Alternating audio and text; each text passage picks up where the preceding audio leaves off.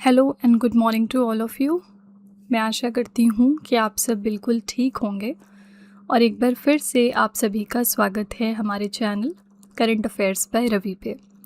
तो फ्रेंड्स, ये है हमारी डेली करंट अफेयर्स की क्लासेस और यहाँ पर हम हर दिन मोस्ट इम्पॉर्टेंट 15 करंट अफेयर्स को डिस्कस करते हैं, डिटेल्ड एक्सप्लेनेशन और रिवीजन को इंक्लूड करते हुए।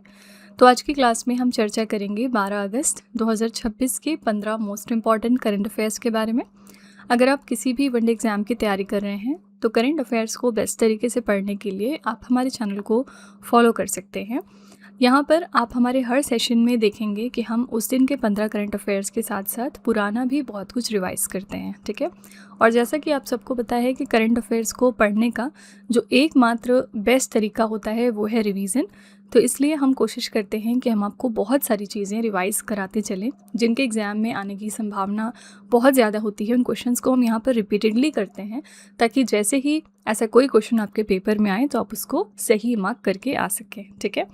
तो आप खुद 10 से 15 दिन का ट्रायल लेकर चेक कर सकते हैं हमारे साथ। ये कुछ हमारे स्टूडेंट्स का फीडबैक है और बहुत सारे बच्चे अब तक हमारे साथ जुड़े और उन्हें फ़ायदा पहुंचा हमारे सेशन से जुड़ने के बाद। तो आप भी ट्रायल के बाद खुद रियलाइज़ करेंगे कि कैसे करंट अफेयर्स में धीरे धीरे आपका स्कोर इम्प्रूव होता है और कैसे आप इसमें ज़्यादा कॉन्फिडेंट अपने आप को महसूस कर पाते हैं, ठीक है। करंट अफेयर्स में जितना भी क्वेश्चन आपके पेपर में आएगा आप उसमें से 95% तक के क्वेश्चंस कर पाएंगे और इससे आपका एक बहुत ही अच्छा स्कोर बनेगा और जब स्कोर अच्छा होगा तो डेफिनेटली रैंक भी बेहतर हो जाएगी, ओके। तो विद दिस नोट चलिए हम आज की अपनी क्लास शुरू कर लेते हैं।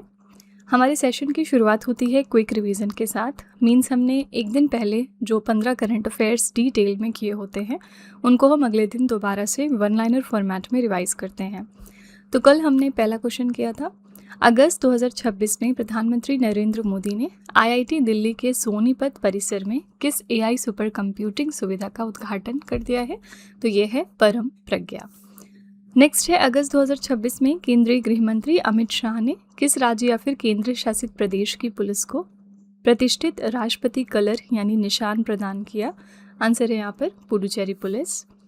नेक्स्ट है, अगस्त 2026 में किन देशों ने इस्लामिक नाटो बनाने के लिए मक्का जॉइंट डिफेंस एग्रीमेंट पर हस्ताक्षर किए, जिसके तहत किसी एक देश पर हमला मतलब तीनों पर हमला माना जाएगा? तो ये देश हैं सऊदी अरब, तुर्की और पाकिस्तान। अगला है, अगस्त 2026 में महिला किसानों को आधुनिक कृषि ड्रोन तकनीक में प्रशिक्षित करने के लिए किस राज्य ने वेट्री वानमगल योजना की शुरुआत कर दी है? तो ये राज्य है तमिलनाडु। नेक्स्ट है, विश्व आदिवासी दिवस हमने कब मनाया? 9 अगस्त को। इस साल की हमारी थीम थी स्वदेशी दाइयों का सम्मान, जीवन और कल्याण की रक्षा करना। इंग्लिश में पढ़ेंगे honouring indigenous midwife safeguarding life and wellbeing. Next है, किस स्पेस टेक स्टार्टअप ने भारत के पहले निजी तौर पर विकसित 800 किलो न्यूटन क्षमता वाले full flow staged combustion rocket engine Everest का अनावरण किया? आंसर है एस्ट्रोबेस स्पेस टेक्नोलॉजीज।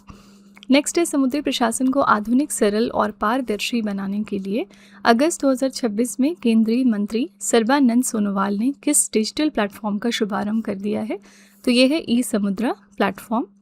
नेक्स्ट है, भारत अंतर्राष्ट्रीय चावल सम्मेलन 2026 के दूसरे संस्करण का आयोजन कहाँ पर किया जाएगा? तो आंसर है नई दिल्ली में। नेक्स्ट है, अगस्त 2026 में किस संस्थान ने पानी के प्रदूषण और विषाक्त पदार्थों का तुरंत पता लगाने के लिए EI नामक कम लागत वाला पोर्टेबल ऑप्टिकल सेंसिंग डिवाइस विकसित किया है? तो ये है IIT गुवाहाटी। नेक्स्ट है, अगस्त 2026 में केंद्रीय मंत्री सर्बानंद सोनोवाल ने दूसरे राष्ट्रीय बंदरगाह सुरक्षा सम्मेलन 2026 का उद्घाटन कहाँ पर कर दिया है? अगेन आंसर है नई दिल्ली। नेक्स्ट है, फिलीपींस में आयोजित 10वें एशियन एरोबिक जिम्नास्टिक्स चैंपियनशिप 2026 के सीनियर महिला व्यक्तिगत वर्ग में भारत के लिए ऐतिहासिक पहला स्वर्ण पदक किसने जीत लिया? तो ये है अरिहा पंगम्बम, मणिपुर से हैं ये। नेक्स्ट है, जुलाई 2026 के अंत तक भारत की गैर जीवाश्म ईंधन यानी नॉन फॉसिल फ्यूल आधारित स्थापित बिजली उत्पादन क्षमता कितनी हो गई है? तो ये है 300.50 गीगावाट। अगला है, अगस्त 2026 में भारत की पारंपरिक स्वास्थ्य प्रथाओं के व्यवस्थित दस्तावेजीकरण और वैज्ञानिक सत्यापन के लिए CC राज परंपरा पहल का अनावरण किसने कर दिया है? तो इसका अनावरण किया हमारे केंद्रीय आयुष मंत्री ने, जो कि हैं प्रताप राव जाधव। इनके पास स्वतंत्र प्रभार है इस मंत्रालय का। नेक्स्ट है crawl celebrity brand valuation report 2025 के अनुसार किस भारतीय सेलिब्रिटी ने 177.9 मिलियन अमेरिकी डॉलर की ब्रांड वैल्यू के साथ पहला स्थान हासिल किया? ये है शाहरुख खान। शीर्ष 3 सेलिब्रिटीज इस रैंकिंग में थे शाहरुख खान, रणबीर सिंह और विराट कोहली। आखिरी प्रश्न हमने किया था नागासाकी दिवस के बारे में। ये हम कब मनाते हैं? तो 9 अगस्त को। तो फ्रेंड्स, ये हमारे कल के मोस्ट इम्पॉर्टेंट 15 करंट अफेयर्स है। अगर आप और बेहतर तरीके से इन क्वेश्चंस को समझना चाहते हैं तो आप हमारा कल का लेक्चर ज़रूर रेफ़र करिएगा। वहाँ पर हमने इन क्वेश्चंस के बारे में बहुत ही डिटेल में चर्चा की है। ठीक है, चलिए अब आज की अपनी क्लास हम शुरू कर लेते हैं।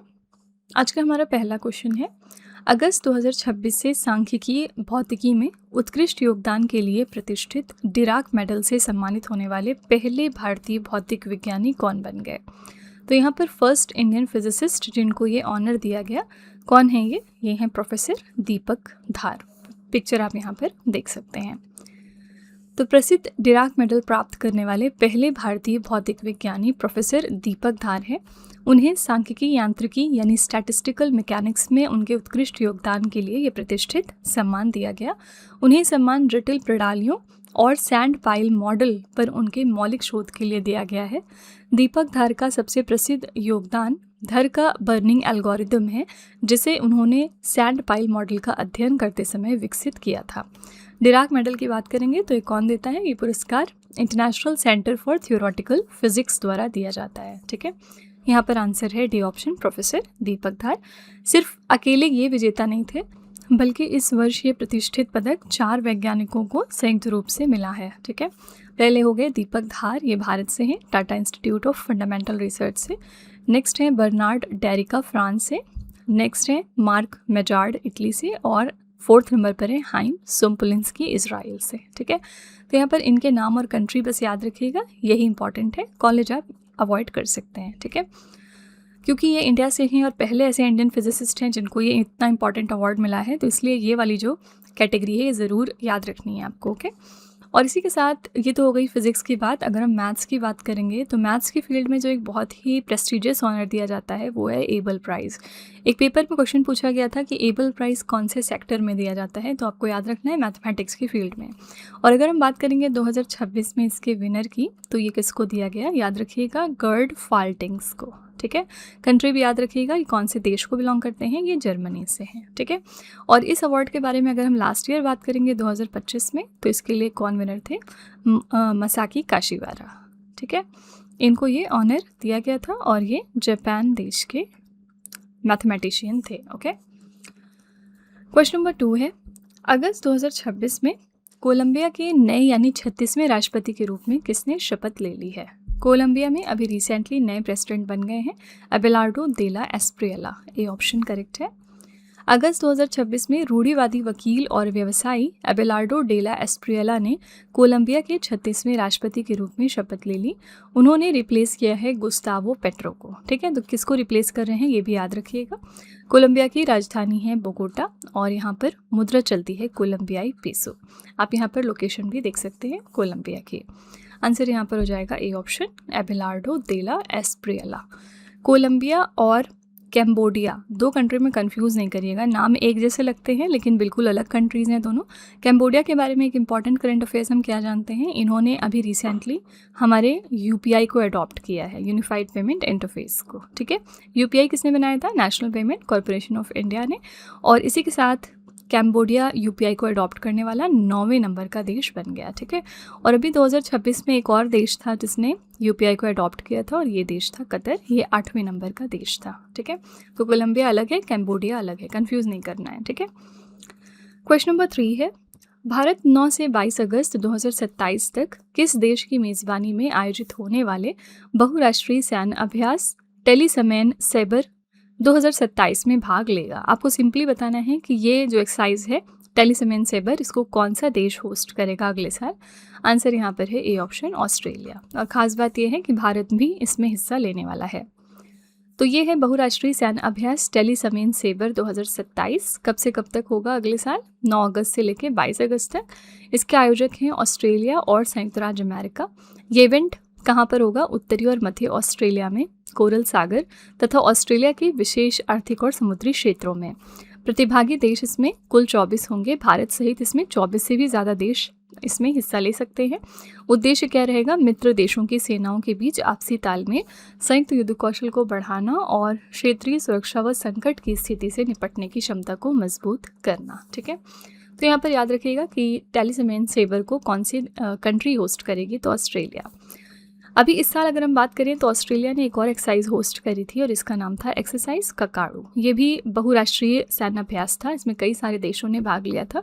इंडिया भी गया था इसमें पार्टिसिपेट करने, और हमारी तरफ से कौन सी हमारी शिप गई थी इसमें हिस्सा लेने? तो INS नीलगिरी। ठीक है, शिप का नाम याद रखिएगा, INS नीलगिरी गई थी एक्सरसाइज ककाड़ू में पार्टिसिपेट करने।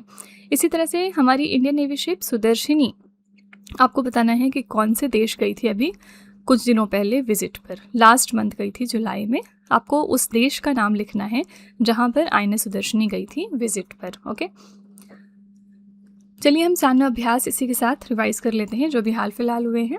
द्विपक्षीय नौसैनिक अभ्यास वरुण कौन से देश के साथ हम करते हैं? तो फ्रांस के साथ। ये इवेंट हुआ अरब सागर में। ये इसका 24वां संस्करण था और इसमें इंडिया की तरफ से शामिल हुई INS विक्रांत। सैन्य अभ्यास सिनबैग्स की बात कर लेते हैं। सिनबैग्स का फुल फॉर्म क्या है? कैम्बोडिया इंडिया बाइलेटरल एक्सरसाइज, और इसमें भारत और कैम्बोडिया हिस्सा लेते हैं। ऑब्वियसली ये इवेंट कहाँ पर हुआ? काम्पोंग SPO प्रांत कंबोडिया में। दूसरा संस्करण था ये। भारत को रिप्रेजेंट किया मराठा लाइट इन्फेंट्री रेजिमेंट ने।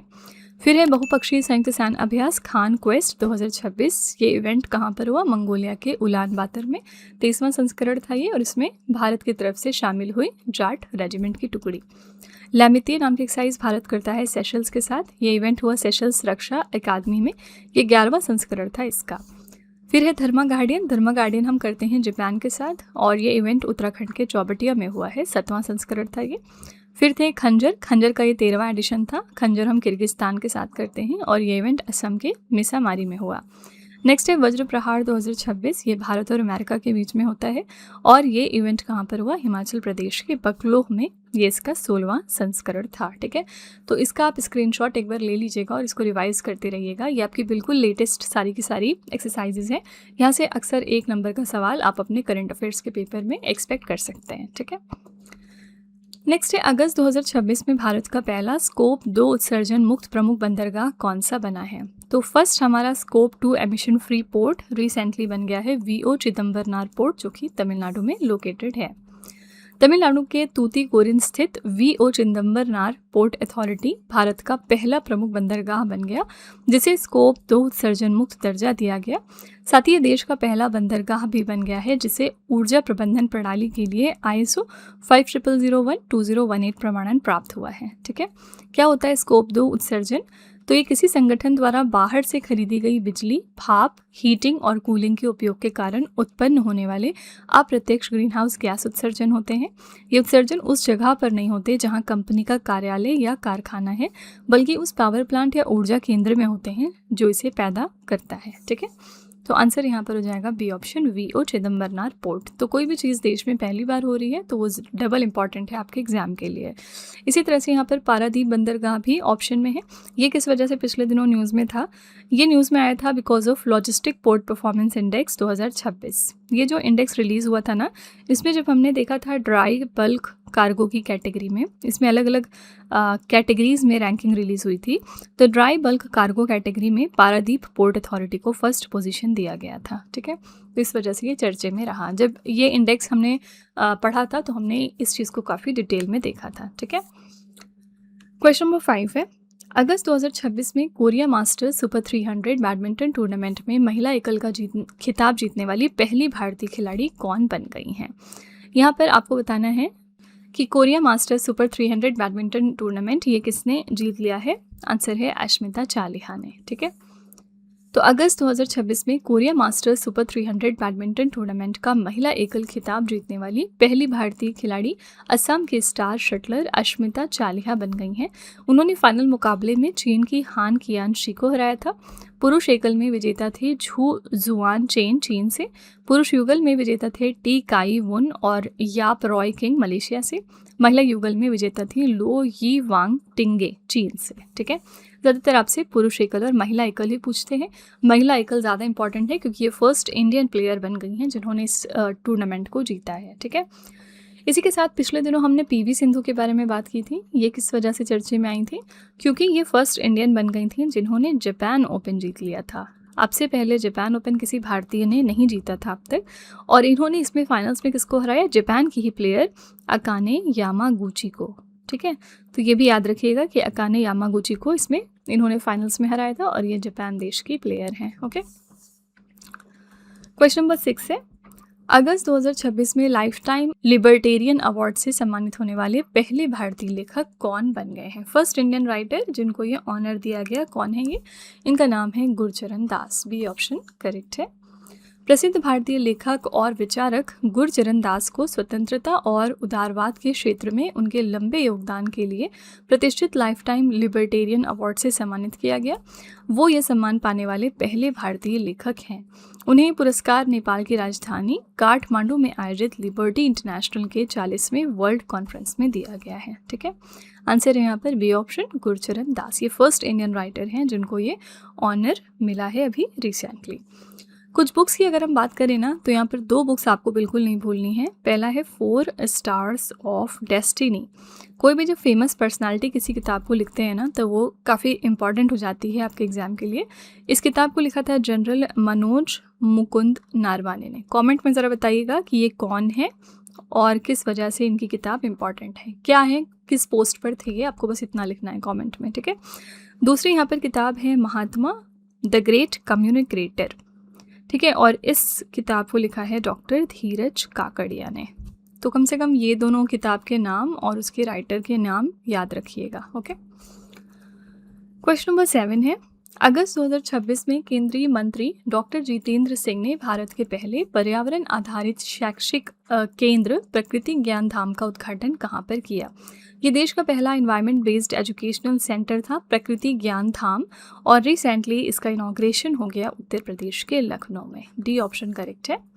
अगस्त 2026 में केंद्रीय मंत्री डॉक्टर जितेंद्र सिंह ने भारत के पहले पर्यावरण आधारित शैक्षिक केंद्र प्रकृति ज्ञान धाम का उद्घाटन उत्तर प्रदेश के लखनऊ के बंथरा स्थित महर्षि पराशर बायो रिसोर्स सेंटर में किया।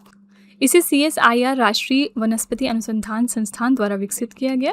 मुख्य उद्देश्य क्या था? प्रयोगशालाओं के वैज्ञानिक ज्ञान को समाज के करीब लाना, जैव विविधता संरक्षण, पर्यावरण शिक्षा और भारत की समृद्ध वनस्पति विरासत को बढ़ावा देना। आंसर यहाँ पर था डी ऑप्शन, उत्तर प्रदेश के लखनऊ में रिसेंटली इसका इनॉग्रेशन हुआ। लखनऊ में याद रखिएगा, अभी रिसेंटली डिसाइड हुआ है कि यहाँ पर कुकरेल नाइट सफारी शुरू होगी। ठीक है, और इसी के साथ अभी हमने कुछ दिनों पहले चर्चा की थी कि इंडिया की पहली high altitude wild life safari ये कहाँ पर स्टार्ट होने जा रही है? High altitude wild life safari ये शुरू हो रही है लद्दाख में। ठीक है, तो ये अलग अलग करंट अफेयर्स हैं सफारी के बारे में, ये भी चीज़ आपको ध्यान में रखनी है। क्वेश्चन नंबर 8 है, किस राज्य सरकार ने इंसानों और जंगली जानवरों के बीच बढ़ते संघर्ष को रोकने के लिए आर्टिफिशियल इंटेलिजेंस आधारित डिजिटल प्रहरी सिस्टम फार्म गॉड तैनात किया है? किसने तैनात कर दिया है? आंसर है ए ऑप्शन, केरलम ने। तो अगस्त 2026 में केरलम राज्य सरकार ने इंसानों और जंगली जानवरों के बीच संघर्ष को रोकने के लिए फार्म गार्ड नामक AI आधारित डिजिटल प्रहरी सिस्टम तैनात किया। इसे केरला के तिरुवनंतपुरम, परुथिप्पल्ली रेंज, कोल्लम, त्रिशूर और पलक्कड़ जैसे 6 उच्च जोखिम वाले वन क्षेत्रों और पश्चिमी घाट के संवेदनशील सीमावर्ती इलाकों में लगाया गया। ये सिस्टम 24 घंटे हाईटेक और नाइट विजन कैमरों की मदद से 200 मीटर के दायरे में जंगल की सीमाओं की निगरानी करता है। जब कोई जंगली जानवर जैसे कि हाथी, बाघ या जंगली सूअर आबादी की तरफ बढ़ता है तो AI उसकी पहचान करके तुरंत वन अधिकारियों को अलर्ट भेज देता है। ठीक है, तो यहाँ पर आंसर है ए ऑप्शन, केरलम। ठीक है, तो आजकल हम जानते हैं कि AI कितना ट्रेंडिंग टॉपिक रहता है, तो इससे रिलेटेड कोई भी करंट अफेयर्स मिस मत करिएगा। इसके अलावा भी कुछ दिनों पहले हमने देखा था कि देश में पहली AI गवर्नमेंट यूनिवर्सिटी ये कहाँ पर बनने वाली है? तो ये बनेगी कर्नाटका में। ठीक है, क्वेश्चन नंबर 9 है, अगस्त 2026 में भारत और अमेरिकी नौसेना के बीच 8वां विस्फोटक आयुध निपटान अभ्यास 2026 कहाँ पर आयोजित हुआ है? ये 8th एडिशन था एक्सप्लोसिव ऑर्डिनेंस डिस्पोजल एक्सरसाइज का, जो इंडिया और US के बीच में हुआ। कहाँ पर? केरला के कोची में। सी ऑप्शन करेक्ट है। ये 8वां एडिशन है विस्फोटक आयुध निपटान अभ्यास का। इसमें भारत और अमेरिकी नौसेना शामिल हुए। ये इवेंट हुआ है केरला के कोची के दक्षिणी नौसेना कमान में। और संस्करण ये कौन सा था, तो 8वां द्विपक्षीय संस्करण था ये। अवधि कब से कब तक हुआ, 10 से लेकर 14 अगस्त तक, यानी 5 दिन का अभ्यास था। इस अभ्यास का मुख्य उद्देश्य क्या था, दोनों देशों की नौसेनाओं के विशेष गोताखोरों और विस्फोटक आयुध निपटान दलों के बीच पेशेवर सहयोग और अंतर संचालन क्षमता को मजबूत करना। ठीक है, आंसर यहाँ पर था सी ऑप्शन, केरला के कोची में ये एक्सरसाइज हाल ही में हुई है। बाकी यूएस के साथ हम 2 प्रमुख एक्सरसाइज करते हैं। पहला आपका हो गया वज्र प्रहार नाम की एक्सरसाइज, ठीक है, और दूसरा यहाँ पर है युद्ध अभ्यास। ये दोनों एक्सरसाइज भी याद रखिएगा, एग्जाम में बहुत बार पूछा गया है। क्वेश्चन नंबर 10 है, नीति आयोग के स्कूल शिक्षा गुणवत्ता सूचकांक 2026 में किस राज्य ने केरला को पीछे छोड़कर प्रथम स्थान प्राप्त किया है। तो नीति आयोग ने रिलीज किया स्कूल एजुकेशन क्वालिटी इंडेक्स और इसको टॉप कर दिया है पंजाब ने, केरला को पीछे छोड़कर। तो नीति आयोग के स्कूल शिक्षा गुणवत्ता सूचकांक 2026 में पंजाब ने केरला को पीछे छोड़ते हुए पहला स्थान हासिल कर लिया। पंजाब ने 2020 के संस्करण में 27वें स्थान से सुधार कर 2026 में पहला स्थान हासिल किया। स्कूल शिक्षा गुणवत्ता सूचकांक नीति आयोग द्वारा विकसित एक समग्र सूचकांक है जो राज्यों और केंद्र शासित प्रदेशों में स्कूली शिक्षा के प्रदर्शन का आकलन करता है। इसमें सीखने के परिणाम, पहुंच, समानता, बुनियादी ढांचा और शासन जैसे मानकों का मूल्यांकन किया जाता है। आंसर यहाँ पर है बी ऑप्शन, पंजाब। पंजाब आजकल 2 और रीज़न की वजह से न्यूज़ में है। पहली बात तो ये है कि ये देश का पहला ऐसा राज्य बन गया जिन्होंने आर्टिफिशियल इंटेलिजेंस को इंक्लूड कर दिया है अपने यहाँ के क्लास 1 से लेके 12 तक के बच्चों के करिकुलम में। ठीक है, 1 से लेकर 12 तक के जो बच्चे हैं उनके लिए एआई पढ़ना मैंडेटरी है। दूसरी इंपॉर्टेंट बात यह है कि इन्होंने कुछ दिनों पहले ऑपरेशन प्रहार लॉन्च किया था, जिसका मेन पर्पस क्या था, गैंगस्टर नेटवर्क्स का भांडाफोड़ करना। ठीक है, तो एंटी गैंगस्टर ऑपरेशन था ये।